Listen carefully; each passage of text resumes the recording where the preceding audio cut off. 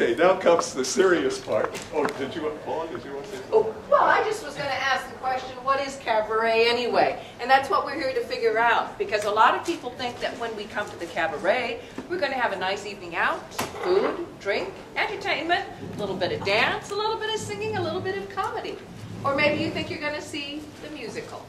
But I'd like to introduce my guest, Dr. David Chisholm, who's going to actually take us back to the beginning. You're on. I'd like to start. The singer, David Chisholm. The would-be singer. I'd like to start with a quote from the Wall Street Journal from June 1991. It was just a year and a half after reunification, the fall of the wall and reunification of East and West Germany in 1989. This was a rather crucial time in Germany, June 1991, because the question was being discussed whether to move the capital of Germany from Bonn to Berlin.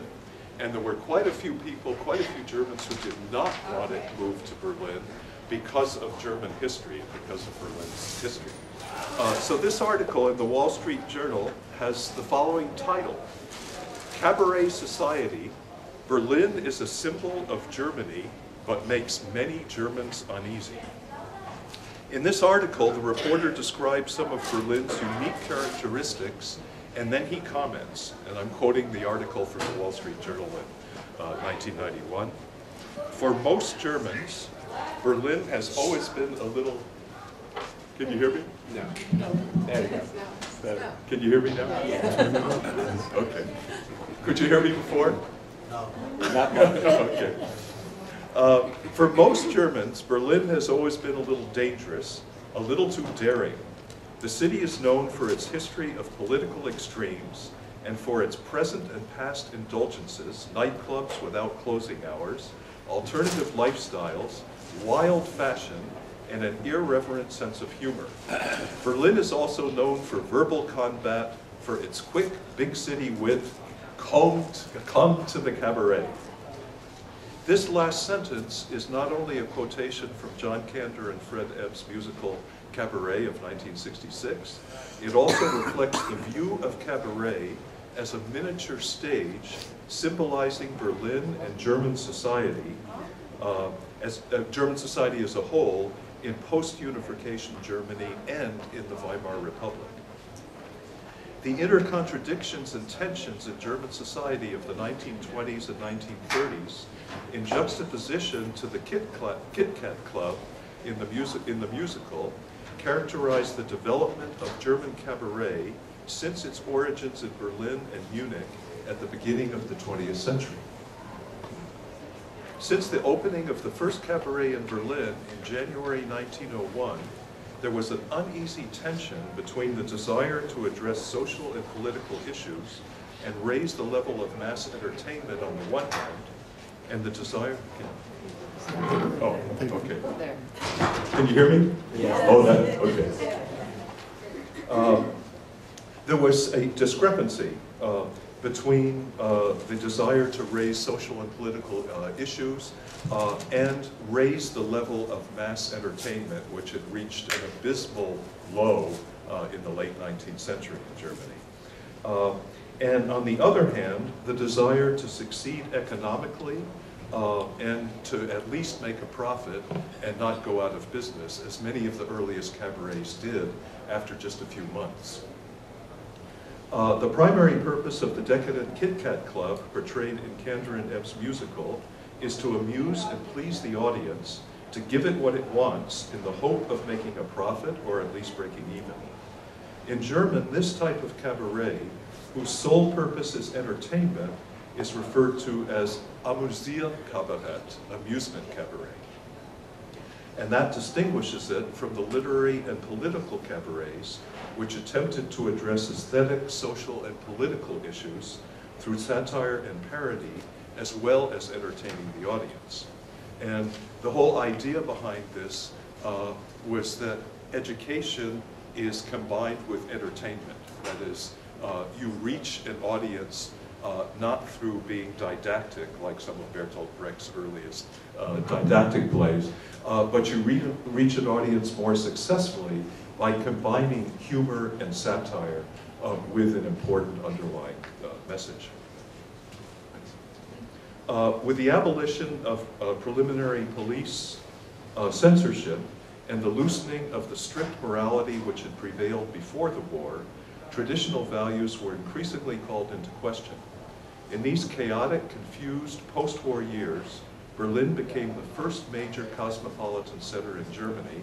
Before that, Berlin had been, before that, Munich had been the cultural center up until the First World War. Berlin became the first major cosmopolitan center, and with a relaxation of moral and political censorship, a new spirit of permissiveness prevailed. Newcomers of all types poured into Berlin, and new theaters and cabarets sprang up almost overnight. As already mentioned, there were two types of cabaret, the Amüsier Cabaret, of which the Kit Kat Club in the musical is an example, is a typical example. This provided light, often erotic entertainment and dancing to mostly American jazz rhythms, while the more serious literary satirical cabarets dealt with current social and political issues on a higher niveau. Three of the most important literary political cabarets were Max Reinhardt's Sound and Smoke, Rosa Belletti's Cabaret Megalomania, and Trude Hesterberg's Wild Stage. After there had been an original Schall und Rauch before, back in 1901, before World War I, directed by Max Reinhardt, and in 1919, after the end of World War I and after the various revolutions that took place in Germany, in 1919 he opened Schall und Rauch again. Max Reinhardt, of course, later became a very famous theater director.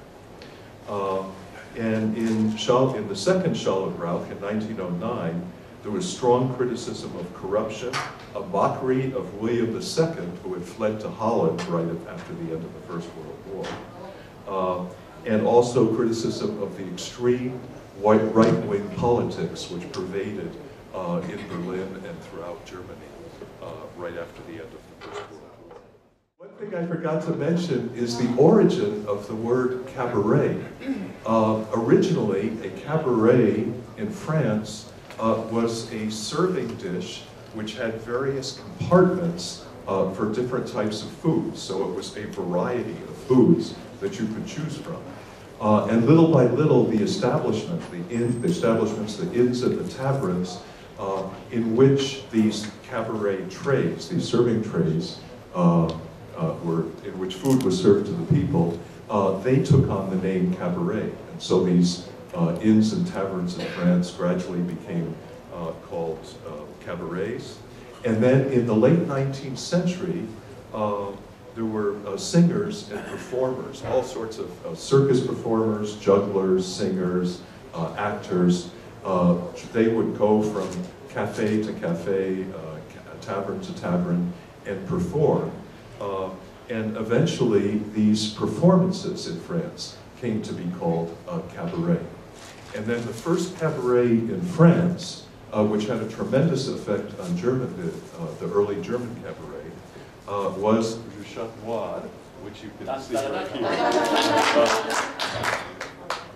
And that opened in 1881, and it was founded by Rudolf Salles and was the first French literary artistic cabaret. The flamboyant songwriter Aristide Bruant first performed his songs there. And this led, little by little, to the establishment of cabaret in Germany. A very famous French cabaret singer named Yvette Guibert not only performed in France, but she traveled all over Europe, including Germany. This is in the 1890s. And under the influence of Aristide Bruant's songs, Yvette Guibert's performances, the idea of a cabaret started being discussed in the late 1890s in Germany, and then the first cabaret was opened in 1901. Motley Theater. And in the same year, the first Sound and Smoke cabaret, the one I mentioned before, directed by Max Reinhardt, opened and was very, very critical of Wilhelminian society, of the authoritarian government in pre-World War I Germany. Let me now go back to the early 1920s. In 1920, Rosa Valetti, a great cabaret singer who also performed in the Threepenny Opera, she opened her cabaret Megalomania, and this was strongly influenced by Aristide Durand and the songs performed by Yvette Guibert. Rosa Valetti's specialty were songs about the dregs of society, the down and out in society, the prostitutes, the pimps, the criminals, the murderers, transported directly from Aristide Durand's Paris to Berlin of the 1920s. The most successful of these songs were written by Friedrich Hollander and Alfred Henschke, who used the name Klabund as a stage name. He never called himself Alfred Henschke. Klabund sounded much better. I'd like to talk a little bit right now about the first song that you'll hear performed later today, The Red Melody, written by Kurt Tucholsky, set to music by Friedrich Hollander. This was performed, actually Tucholsky wrote this song specifically for Rosa Valetti to perform. It shows a serious concern for contemporary social and political issues. And Rosa Valetti performed this over and over again in her own cabaret and also in other cabarets. This song was directed against General Erich Ludendorff, who had wielded almost dictatorial powers during the war, staunchly opposed democracy, and repeatedly tried to sabotage the Weimar Republic in its early years. Ludendorff, who led the Baltic campaign in World War I, had tried to recruit more soldiers in 1917 and 1918. He didn't care anything about whether these were 13 and 14-year-old boys or whether they were 70 or 80-year-old men. He was desperate to recruit more soldiers. Then he supported the right-wing coup, the so-called Kapp-Putsch in Berlin in 1920, which tried to overthrow the fledgling Weimar Republic, the attempt at a democratic republic. And then he joined Hitler in his unsuccessful Munich beer hall putsch in 1923. In performing the song, Valetti played the role of a mother who lost her only son in the war. United with other mothers, she warns the general, "Don't you dare try it again." The song concludes with a grotesque image of battalions of dead soldiers from past wars rising up from their graves and marching against Ludendorff, as well as any other general who leads young men into war and to their death. It's a song which is still very relevant today, almost 100 years after it was written. The cabaret Megalomania, however, did not last very long. In 1922, Rosa Valetti gave up her management and returned to acting, and the venue degenerated into an undistinguished nightclub. Then in 1921, in Schallenrauch, the cabaret performer and owner Trude Hesterberg opened her own cabaret. There was a whole new generation of artists, including writers, including Walter Mehring and Kurt Tucholsky, and composers such as Friedrich Hollander and Mischa Smolyansky. Rosa Valetti's literary cabaret, called Cabaret Megalomania, for which Hollander and Klabund left the cabaret Sound and Smoke, also influenced Trude Hesterberg, and at the age of 20, she decided to open her own cabaret. In September 1921, she opened the Wild Stage in the basement of the Theater des Westens in Berlin. She began with songs about the Berlin underworld, but realizing that this genre was already becoming passé, she began searching for a new direction. She noticed that incredibly good, well-performed chansons often had little success, and she concluded that many of the songs were too difficult or sophisticated for most of the audience to understand. Hesteberg therefore decided to look for ways of educating the audience. In January 1922, Bertolt Brecht personally sang 2 of his ballads to his own guitar accompaniment on Hesteberg's Wild Stage. One of these songs was The Legend of the Dead Soldier, in German, Die Legende vom Toten Soldaten.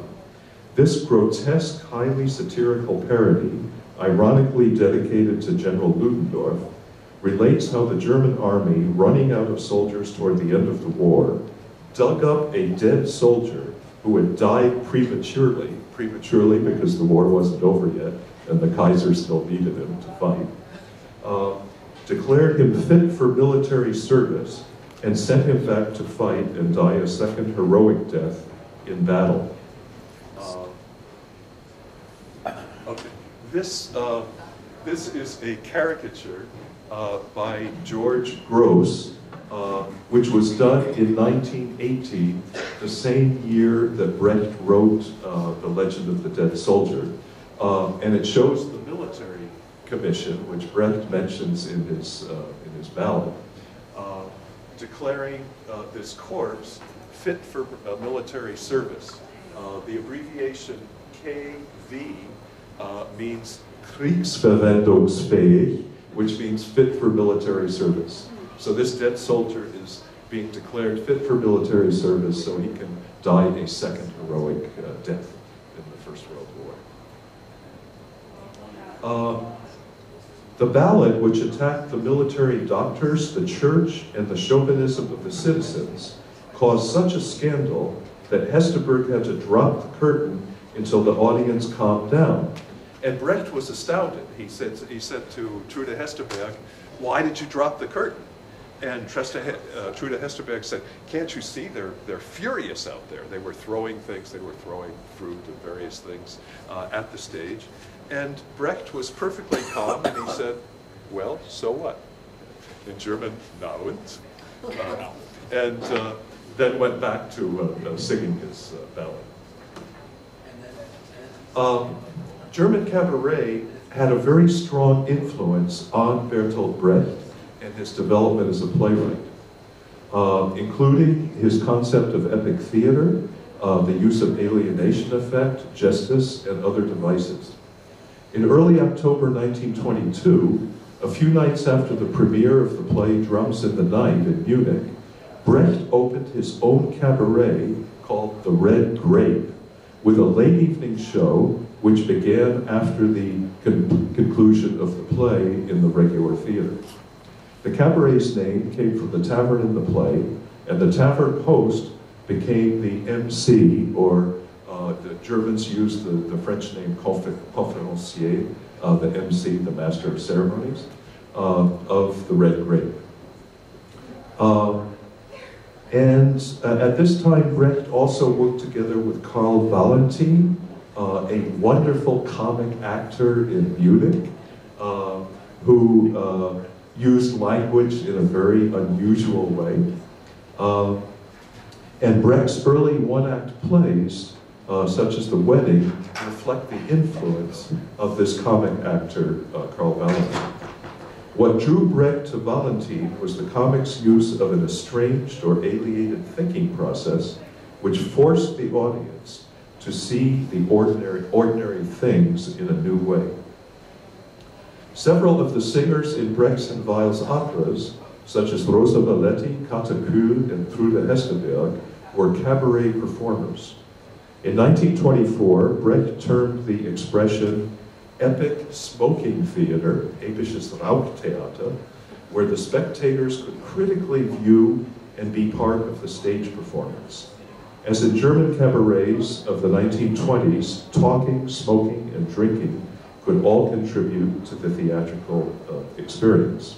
Brecht himself loved to smoke cigars, and he really had the idea that if people are smoking and drinking and talking, that they're more critical than in the traditional theater, where the audience would get emotionally involved and carried away with what goes on stage. How are we doing on time? You've got 10 minutes before we... Yeah. 10 minutes, okay. But 10 minutes to do the songs, your songs too. Oh, okay, okay.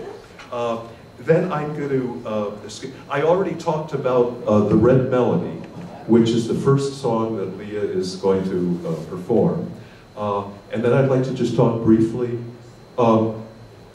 Should we have her perform it now? Okay, I'll talk about each song before Leah performs it.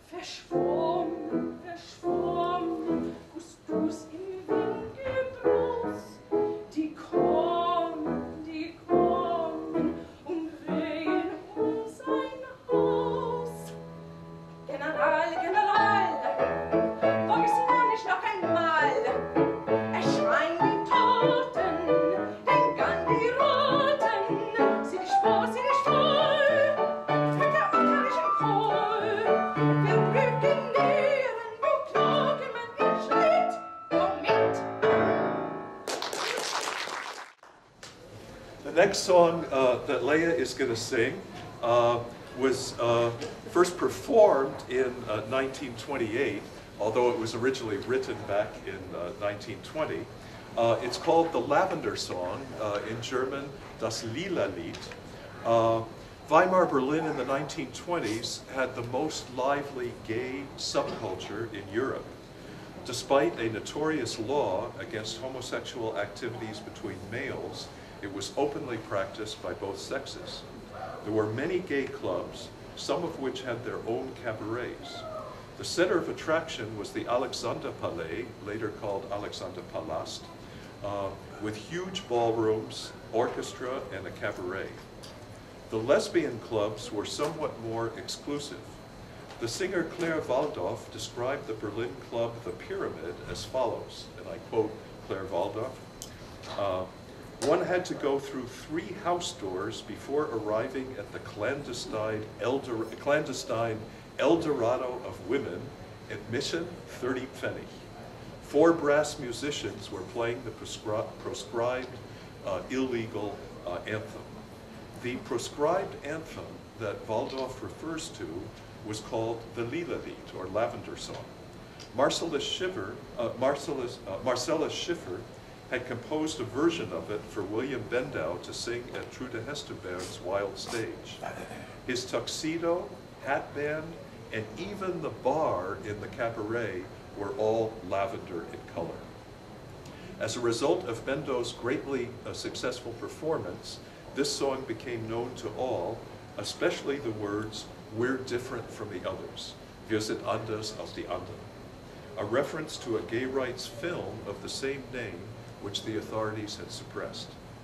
It was later sung by the famous Gussie Holl to sold-out audiences in the Cabaret of Comedians, the Cabaret der Komiker. Although Hesterberg attributed this song to Marcellus Schiffer, the original version had been published in 1920 with words by Kurt Schwabach. Schwabach had dedicated it to Dr. Magnus Hirschfeld, a proponent of gay rights.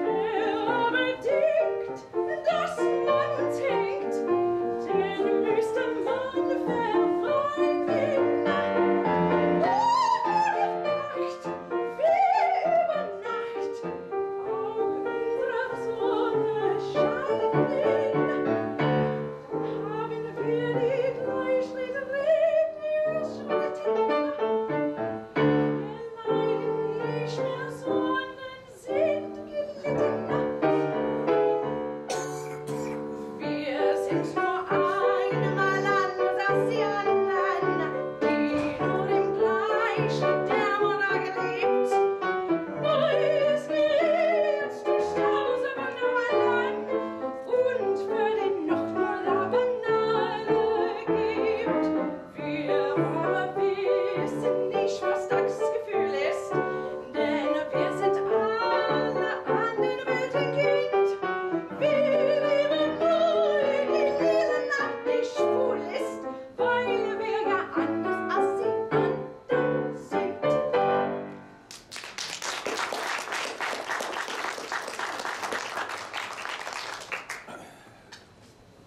The next song is a delightful song, a very lighthearted song called Sex Appeal.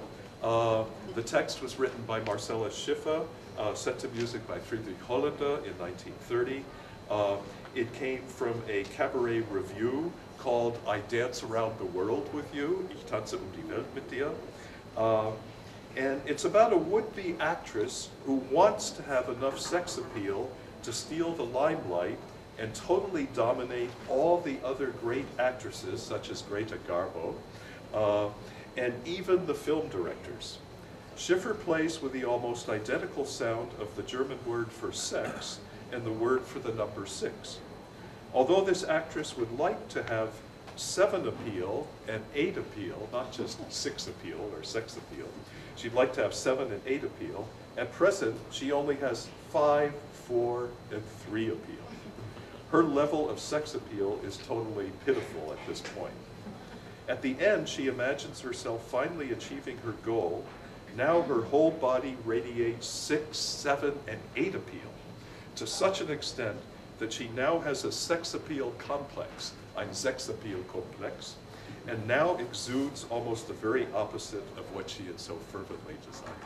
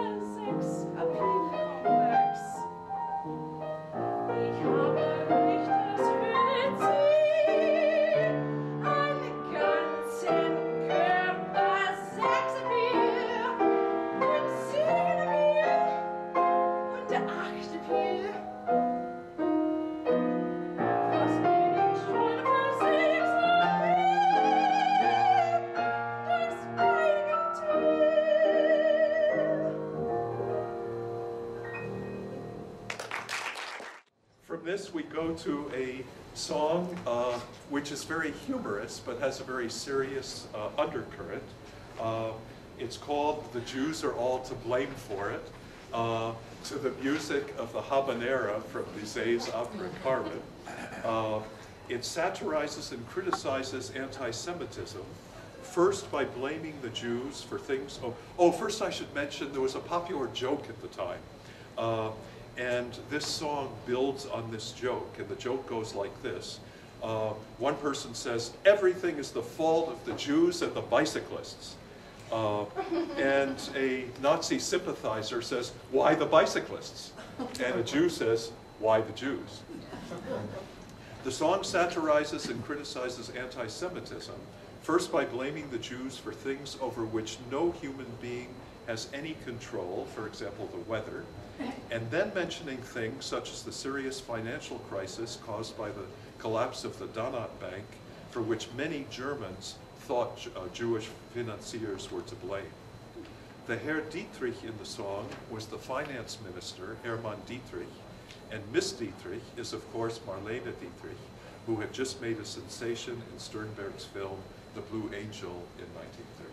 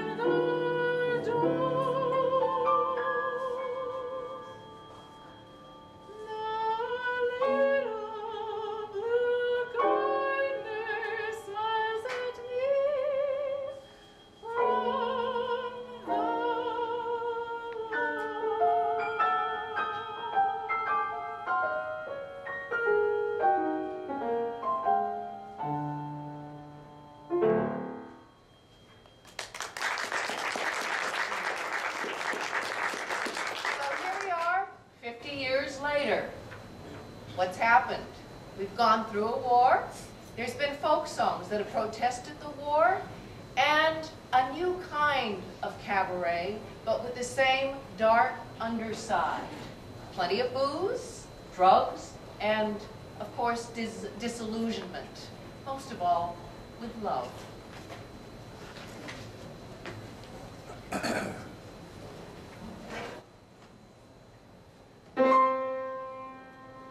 At the last lousy moments of love, he wanted to tell me the truth.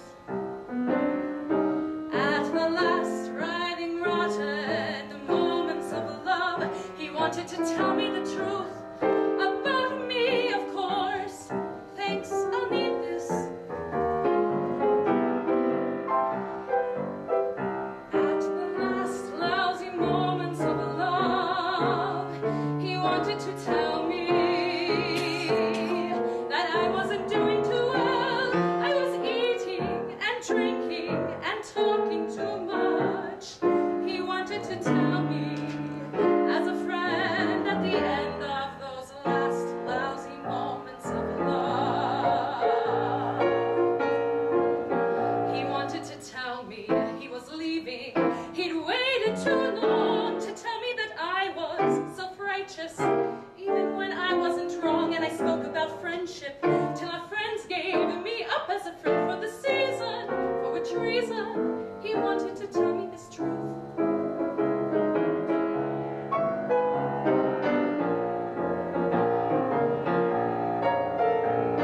He wanted to tell me these things as a friend. He wanted to tell me, but he didn't in the end. At those last lousy moments of love, he said it all with his body to my best friend.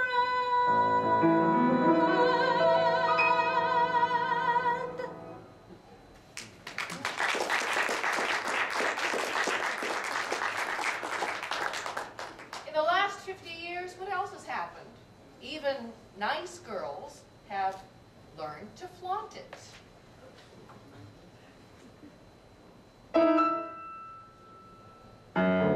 It wasn't the policeman's fault in all the traffic roar. Instead of shouting halt when he saw me, he shouted amor, amor, amor, amor. Even the ice cream man, free ice creams by the score. Instead of shouting butter pecan, but look at me, he shouted amor, amor, amor. All over town it went that way. Everybody took on the day. Even philosophers understood how good was the good, 'cause I looked so good.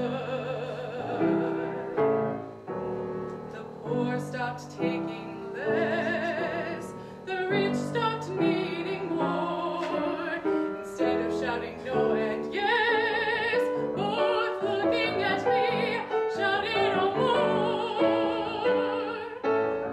Da-dee-da-dee-da-dee-da-da-da. Da-da-da-dee-da-dee-da-da-da. Da-da-da-dee-da-dee-da-da-da. My stay in town was cut short. I was dragged to court. The judge said I disturbed peace, and the jury gave him what for. The judge raised his hand, and instead of desist and cease, judging came to the stand, took my hand, and whispered amor, amor, amor, amor. Night was turning into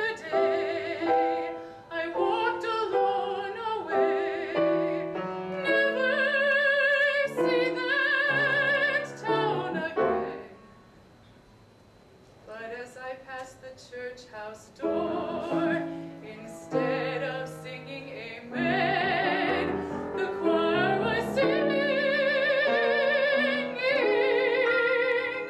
amor.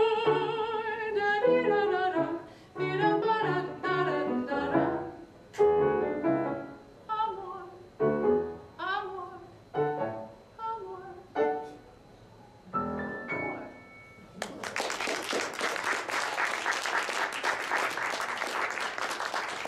But there's still time for the morning after, and after, and after, and after.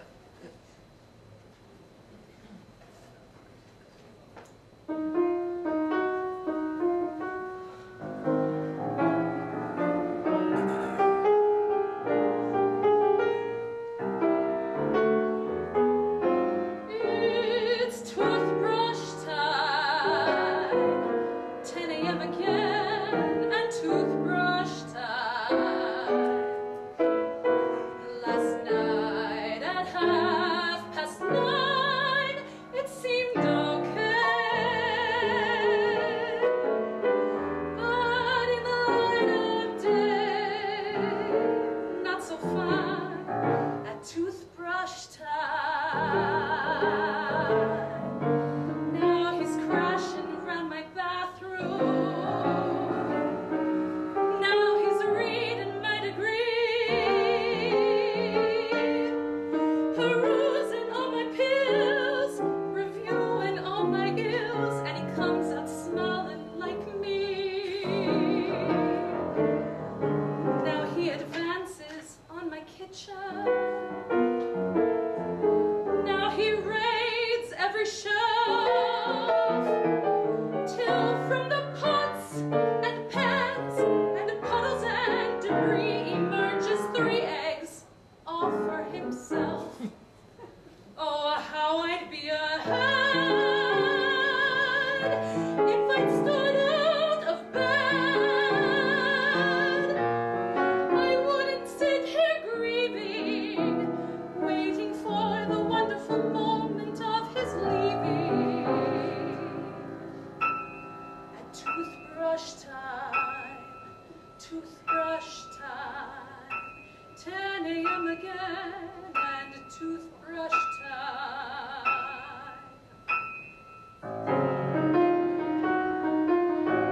I know it's sad to be alone. It's so bad to be alone. Still, I should have known that I'd be glad to be alone. I should have known, I should have known. Never should have picked up the phone and called him.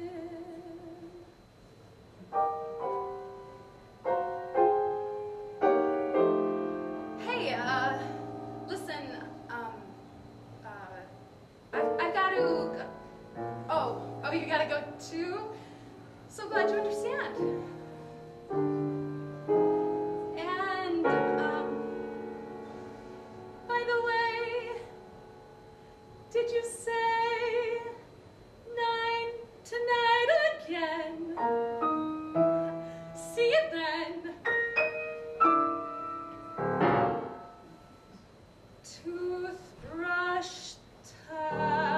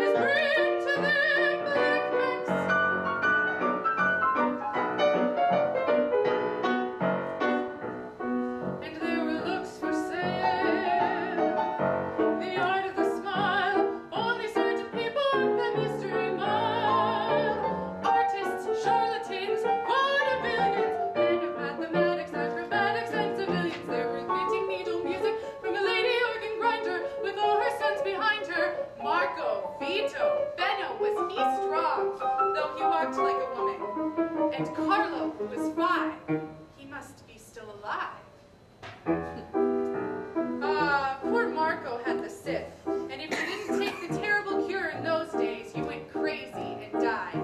And he did. And at the coffin, before they closed the lid, who raised his lid? Black Max. I was climbing on the train, one day going far away to the good old USA. When I heard some music underneath the tracks, standing there beneath the bridge, long black jacket, broad black hat, playing the harmonica, one hand free, to lift that hat to me. Black Max, Black Max, Black Max.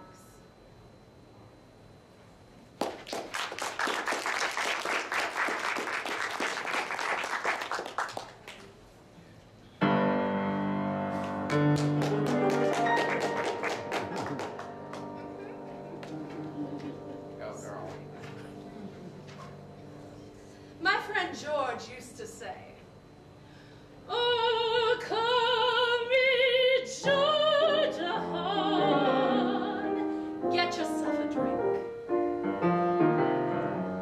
and sang the best soprano in our part of town. In the beads, brocade, and pins, he sang if you happened in. Through the door he never locked, and said, "Get yourself a drink," and sang out loud till tears fell in the cognac and the chocolate milk and gin, and on the beads, brocade, and pins. When strangers happened through his open door, George said, "Stop, you gotta keep quiet while I sing," and then a minute after, and call me Georgia.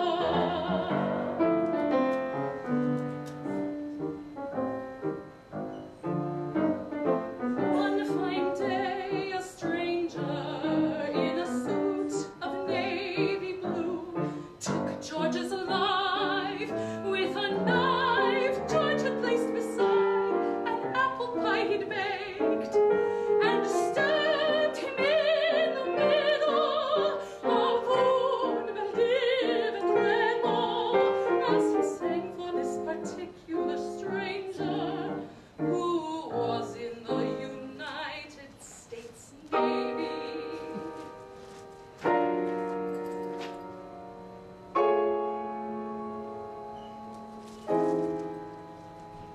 The funeral was at the cocktail hour.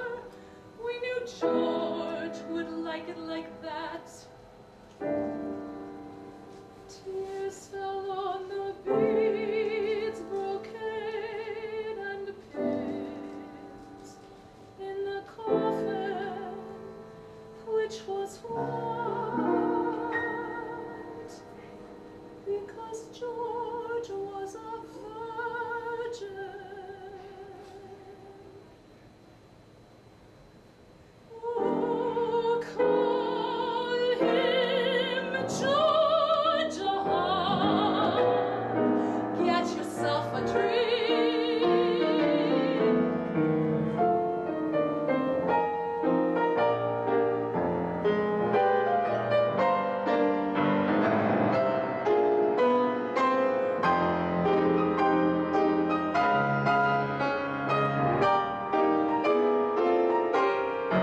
You can call him Georgia Hahn, get yourself a drink.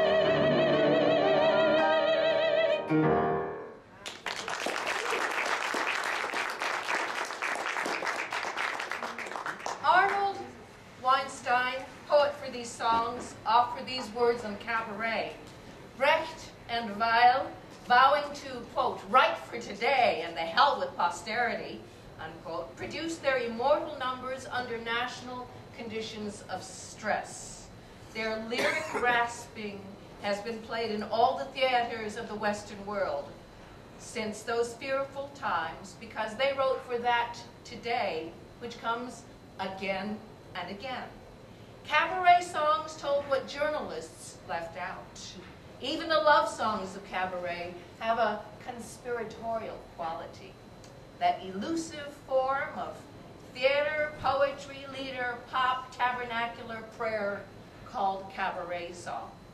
I'd like to thank Catherine Ortiz and the University of Arizona bookstores for opening their doors to us. And I'd like to thank Brad Holland for setting the scene. I'd like to thank Dr. David Chisholm for taking us back in time, and to the girls of the Kit Kat Club. We have Leah Williams, Stephanie Brink, and Mackenzie Romuald for singing it like it is.